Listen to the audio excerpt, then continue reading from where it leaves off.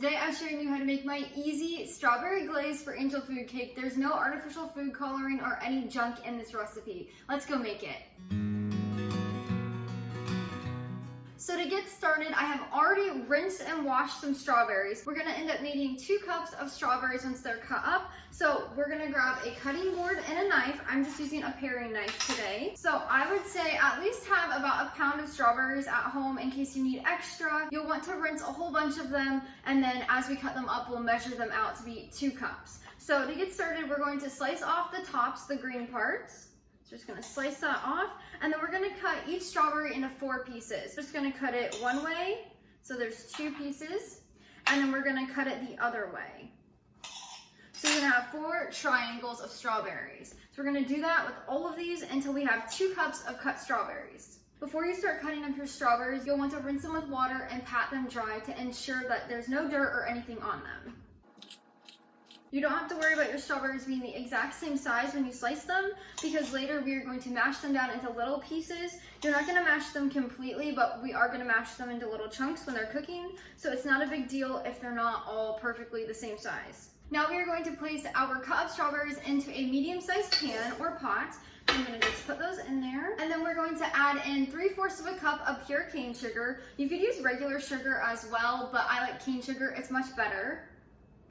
2/3 of a cup of water, 1/2 of a teaspoon of pure vanilla extract, not the imitation stuff, 2 tablespoons of cornstarch, or you can use arrowroot powder.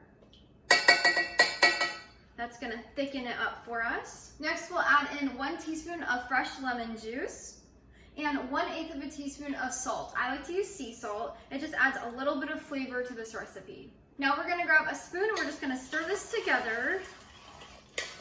You just want to make sure everything is combined. Now it's time to go place it on the cooktop.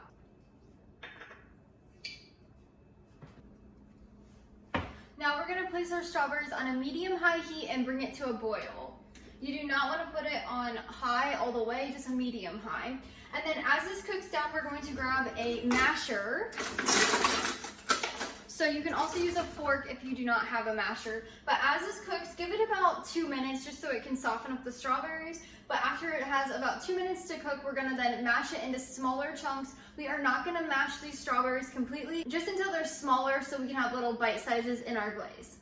As I'm heating this for the 2 minutes, I like to use my spoon to just stir it around. This just makes sure everything's combining and evenly heating. Now that it's been about 2 minutes of heating, we're gonna use our masher or fork and we're gonna chop these into little pieces. So you don't wanna mash these too much. We don't wanna have a mashed up strawberry jam. We wanna keep little bite-sized chunks in our glaze. So you're just gonna mash it a little bit.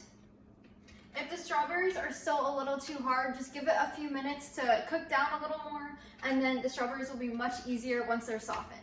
By mashing down these strawberries a little bit, we're releasing their juices, which allows the glaze to turn into a pinkish red color, and that's why we do not need to use any food coloring for this recipe. After we're done mashing our berries a little bit, we're gonna take out our masher, and remove that. Then we're going to grab a spoon again, and we're gonna just stir this around until it begins to boil and it's thick. So it'll be about 3 minutes, 3 to 4 minutes, and you just wanna keep stirring to get all those juices out of the berries and to ensure the glaze does not burn while it thickens. If your glaze begins to get a little too thick and starts to burn on the bottom, just turn it down to a medium heat and that will help it not burn. The more this cooks, the more thick it gets, and it smells amazing. You'll know it is to the boil when you stop stirring and a bunch of bubbles appear and you can see them starting to boil. That's when we're gonna take it off the heat and let it cool. If your glaze is not as thick as you prefer or would like, don't worry, as it cools down, it will thicken a little bit more and you'll have the iconic glaze consistency. Once it's done cooking, we're gonna pull it off the burner and go put it in a jar to cool. Now we are going to grab some kind of jar. I like to use a glass jar and a lid. We're going to pour our glaze into this jar. I like to use a spatula just to help get everything out. While it cools, I like to put it on some kind of coaster just to ensure it's not going to heat up the counter too much. And then do not put the lid on it yet. I just like to have the lid here. But I grab a piece of unbleached parchment paper and I just sit it on top, and that allows it to cool down without any dust or anything getting into it. And that is how you make a wholesome strawberry glaze from scratch without any dyes or artificial flavorings. This strawberry glaze will last up to 1 week in your refrigerator. You could even do about 2 weeks if you store it correctly with a lid that's airtight. But you could put this on a homemade angel food cake. You could put this on a regular cake. You could use it to make a trifle. There is endless possibilities. You could even put this on ice cream if you really wanted to. Let's give it a try real quick. It's gonna be hot, but it's gonna be good. That is amazing. I am not a huge fan of strawberry glaze at the grocery store in those packets. I really don't like it, but this I can eat with a spoon. That is dangerous. I'll leave the link for this recipe over on the blog down in the description below. Go over there and you can print or save this recipe. Until next time, go bring life into your home through the kitchen. This recipe is perfect for strawberry season. You have to make it.